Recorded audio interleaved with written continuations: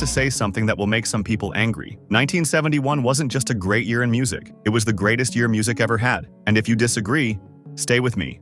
I'm about to prove it. Think about this. In one single year, music changed forever. Not slowly, not over a decade. In one explosion, genres were reborn, legends released their defining work, and the industry shifted from entertainment to art.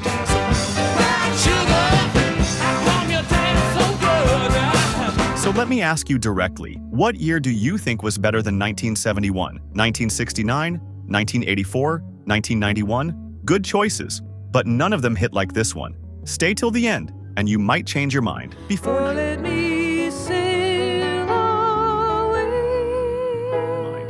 1971, music was powerful. After 1971, music became timeless. That's the difference. 1971 was the year artists stopped making hits and started making statements. Songs weren't just for dancing anymore. They were for thinking, feeling, protesting, healing. This wasn't coincidence. This was a cultural shift, and it happened all at once. Now let's drop the first bomb. In 1971, Marvin Gaye released What's Going On.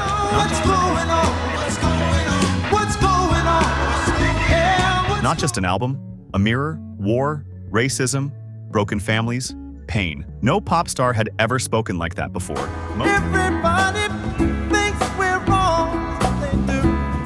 Motown tried to stop him. They said it was too political, too risky. Marvin ignored them, and history changed. Let me ask people, Let me ask you, how many albums today still feel this brave? Now wait, that was just one artist. That same year, Led Zeppelin released Stairway to Heaven.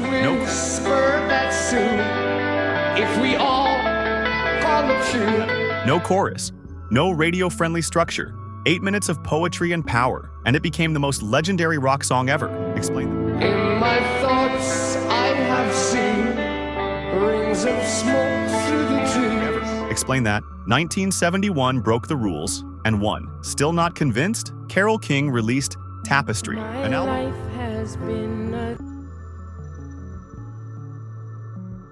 An album that made vulnerability powerful, an album that turned emotion into strength, an album that ruled the charts for years. Of the ever-changing view. 1 year, 3 genre-defining albums: soul, rock, singer-songwriter, all reborn in 1971. Tapestry to feel and see impossible. Now let me challenge you. If this happened today, if 3 artists redefined 3 genres in 1 year, wouldn't we call it miraculous? But 1971 didn't stop there. Not even close. There came an fortune, a dream passing by. So here's your question. Was 1971 lucky, or was it inevitable? Because what's coming next is where the argument becomes impossible to ignore. In 1971, the Rolling Stones released Sticky Fingers.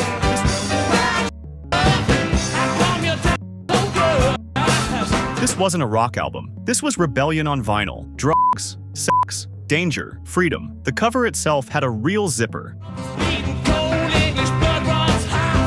Think about that. They didn't just want you to hear the album. They wanted you to feel it. Brown Sugar, Wild Horses, Can't You Hear Me Knocking. Every track was fearless.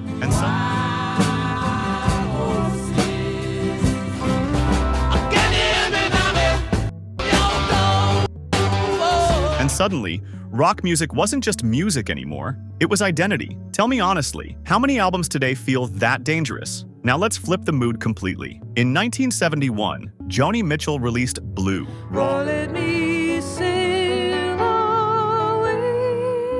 Blue, raw, unfiltered, painfully honest. This album didn't shout, it whispered truths, love, loss, loneliness, self-doubt. Artists today still call it the most honest album ever made. Imagine the courage it took to be that vulnerable in an era without social media sympathy. 1971 didn't just allow honesty, it demanded it. Still think this was coincidence? Because now comes a name that changed production forever. Pink Floyd released Meddle,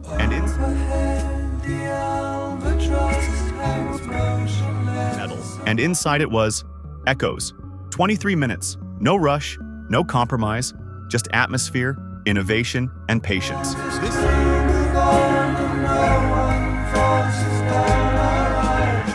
This song was the blueprint for everything progressive rock would become. Without Meddle, there is no Dark Side of the Moon. Let that sink in.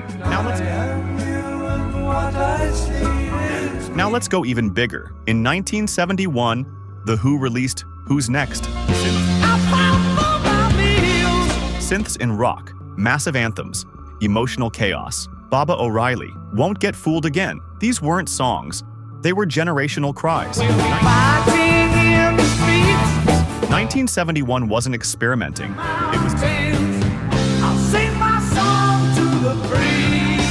It was defining. So pause for a second. In one single year, we got political soul, Marvin Gaye, mythic rock, Led Zeppelin, emotional pop, Carole King, dangerous rebellion, Rolling Stones, pure honesty, Joni Mitchell, sonic experimentation, Pink Floyd, anthemic power, The Who. That's not a year. That's an era. Now answer this.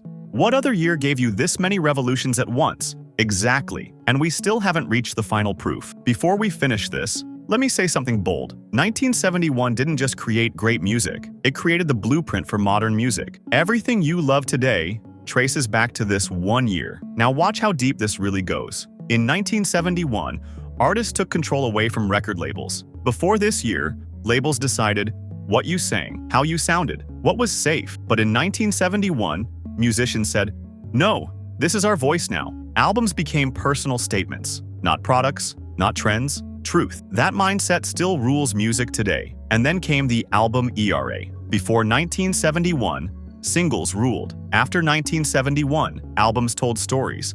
Concepts mattered, order mattered, emotion mattered. People didn't just buy songs, they bought journeys.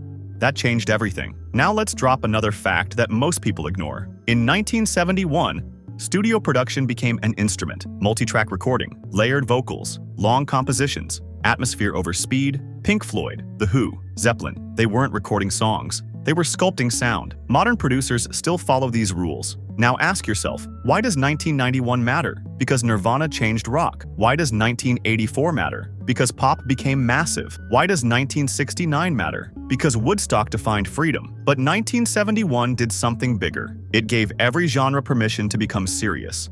Soul, rock, pop, folk, progressive, all at once. Let me challenge you. If you remove 1971, you remove concept albums, artist freedom, emotional vulnerability, genre experimentation, studio innovation. You don't just lose a year, you lose the foundation. Now here's the moment of truth. Was 1971 the best year in music? Maybe. But here's what's undeniable.